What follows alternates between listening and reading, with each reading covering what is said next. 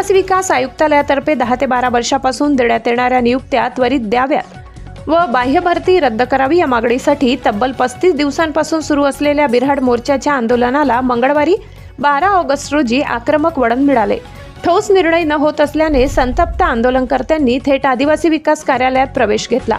9 जुलैपासून सुरू असलेल्या या आंदोलनाला मनसे पक्षप्रमुख राज ठाकरे, मनसे सरचिटणीस दिनकर अण्णा पाटील, आमदार Nitin Pawar, Hiraman Khoskar, Narhari Zirwal, doctor DL Karad, JP Gavit, Jayashree Pawar आदी आजी-माजी आमदार व नेत्यांचा पाठिंबा मिळालाय। दरम्यान 3 ऑगस्ट रोजी आंदोलनातील प्रतिनिधी ललित कुमार चौधरी, रमेश अहिरे, रोहिदास पवार, अमोल तायडे, राहुल जाधव यांनी मनसे नेते बाळा नांदगावकर यांच्या समवेत मुख्यमंत्री देवेंद्र फडणवीस यांची भेट घेतली होती। यावेळी मुख्यमंत्री फडणवीस यांनी एकाही कर्मचाऱ्यावर अन्याय होणार नाही असा शब्द दिला होता। मात्र या भेटीला 10 दिवस उलटूनही कुठलाही निर्णय न झाल्याने आंदोलनकर्त्यांचा संयम सुटला। संतप्त आंदोलकांनी कार्यालय परिसरात घोषणाबाजी करत आत प्रवेश केला।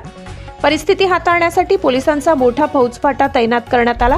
यावेळी नाशिक पोलीस आयुक्त संदीप कर्णिक यांनी मध्यस्थी करत आंदोलकांना बाहेर काढले व शांततेचे आवाहन केले।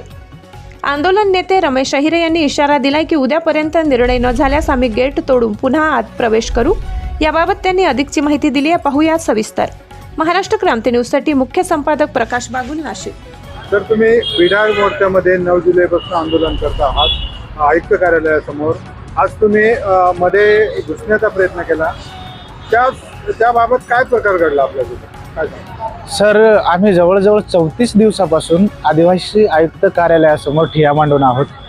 प्रत्येक वेळेस प्रशासनाने आम्हाला तोंडी आश्वासनं दिले। आपल्या राज्याचे सन्माननीय मुख्यमंत्री देवेंद्रजी फडणवीस यांच्यासोबत आमची बैठक झाली। त्या बैठकीमध्ये त्यांनी असं सांगितलं की तुमच्या एकाही कर्मचाऱ्यावर आम्ही अन्याय करणार नाही।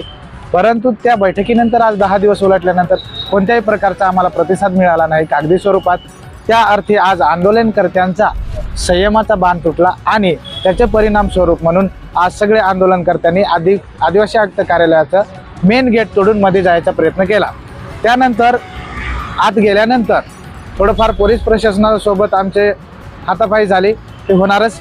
त्याच्यामध्ये आज आम्ही सन्माननीय कर्णिक साहेब, CP साहेबांच्या विनंतीला मान देऊन उद्या 5 वाजेपर्यंत जर आमचा निर्णय झाला नाही तर पुन्हा आम्ही एकदा ते गेट तोडून उद्या पूर्ण त्या बिल्डिंगमध्ये शिरू असा आम्ही त्यांना इशारा दिलेला आहे।